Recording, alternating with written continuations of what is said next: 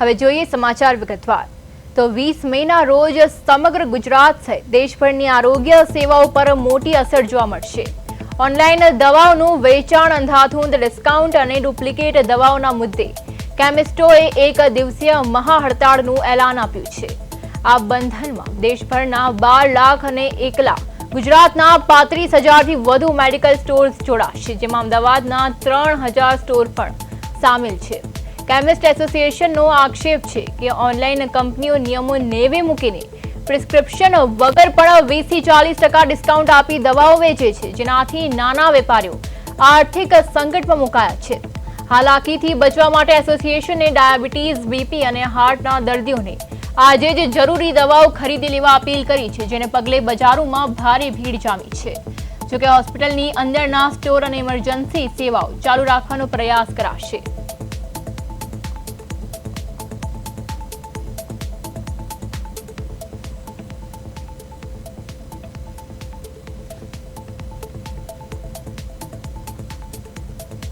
તો સરકારના કડક પગલા સુધી લડત આપવા ઓનલાઈન ફાર્મસીના વિરોધમાં કેમિસ્ટો મેદાને ઉતર્યા છે। 20 મેના રોજ ગુજરાતના 35,000 મેડિકલ સ્ટોર્સ બંધ છે। દેશભરમાં 12 લાખથી વધુ કેમિસ્ટો જોડાશે। ઓનલાઈન દવાઓના વેચાણને કરાયો વિરોધ। ગ્રાહકોને આજે જ દવા ખરીદવા અપીલ કરવામાં આવી છે, કારણ કે કાલથી એટલે કે 20 મેના રોજ ઇમરજન્સી મેડિકલ સેવાઓ જે છે તે બંધ રાખવામાં આવી છે। ફાર્મસી પર સરકારના કડક પગલા સુધી લડત આપવા ચીમકી આપવામાં આવી છે। ગુજરાતના 35,000 મેડિકલ સ્ટોર્સ બંધ કરી દેવામાં આવ્યા છે। ઓનલાઈન દવાઓના વેચાણનો કરાયો વિરોધ।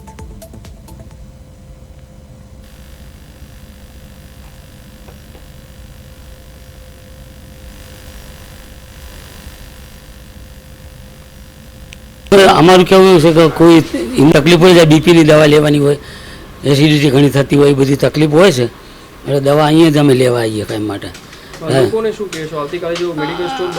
અમારું કેવું છે કે કોઈ ઇમરજન્સી બચારાને તકલીફ થાય તો ફસી જાય, એના માટે અમુકને તેમ કહીએ કે ભાઈ કાલે બંધ રહેવાનું, આજે તમે લઈ લો, પણ કોઈનું જાન જોખમમાં તો કહેવાય ને। કોઈને ઇમરજન્સી જરૂર પડે તો અમારે એમ કે કોઈ કહીએ કે ભાઈ લઈ લો, પણ દુકાનો કાલે બંધ રહેવાનું ભાઈ ક્યાંથી લેવાના? કાલથી જે હડતાલ થવાની છે, જે અમુક જે અમદાવાદમાં જે મેડિકલ સ્ટોર હશે તેમાં હડતાલ જે યોજાવાની છે, કયા કયા સ્ટોરો બંધ રહેશે તે પણ આપણે ગુજરાત એસોસિએશન જે પ્રમુખ છે કેમિસ્ટ્રીના જે છે તેમની સાથે વાત કરીશું, અને આ જે હડતાલ કયા કારણોસર યોજાવાની છે તેની સાથે પણ વાત કરીશું।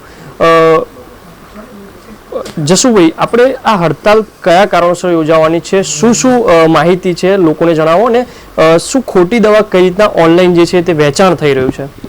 એકચ્યુઅલમાં છેલ્લા 8 વર્ષથી સતત કેન્દ્ર સરકારને ઘણી બધી રજૂઆતો કરેલી છે।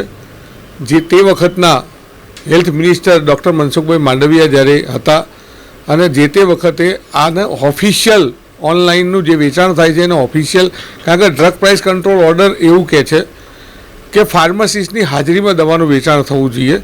અહીંયા આ બધી વસ્તુઓ થતી નથી। એક તરફ ઓનલાઈનના વેપારથી યુવાધનને નશાકારક દવાઓ ખુલ્લેઆમ વેચાતી હતી। કેન્દ્ર સરકાર જ્યારે બેટી બચાવો બેટી પઢાઓની જે વાત કરે છે અને એનું અમલીકરણ થઈ રહ્યું છે, ત્યારે ગર્ભપાતની દવાઓ ઓનલાઈનની અંદર સરળતાથી મળી રહે છે। આજે કોર્પોરેટ લેવલના લોકો જ્યારે વધુ ડિસ્કાઉન્ટ આપી અને ખોટી કોમ્પિટિશન જ્યારે કરી રહ્યા છે, ત્યારે નાના વેપારીનું એક અસ્તિત્વ જોખમ હોય। ડુપ્લિકેશન્સ મેડિસિન્સ જે અમારા પેશન્ટ્સ થ્રુને જે હાર્મફુલ થઈ રહી છે એને સ્ટોપ થવાનું એક ઇન્ટેન્શન છે, એના લીધે અમે આ સ્ટ્રાઇક રાખવાના છે। સાથે બીજી જે વધારે ડિસ્કાઉન્ટ આપીને પેશન્ટને અટ્રેક્ટ કરે છે, કસ્ટમરને જે ડુપ્લિકેશન્સ પ્રોવાઈડ થઈ રહ્યું છે, એને અમે સ્ટોપ કરવા માટે અમે અમારા એસોસિએશન સાથે જોડાવા માંગીએ છીએ।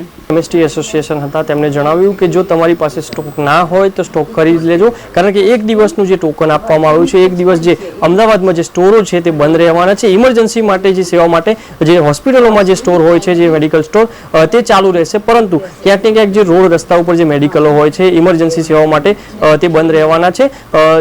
તમે જો દવાની જો તમારી પણ જરૂર પડતી હોય તો તમે પણ આવતીકાલ છે ત્યારે જે હડતાલ યોજાવાની છે તેને આજે તમે દવા લઈ લો તો તમારા માટે પણ સારું રહેશે।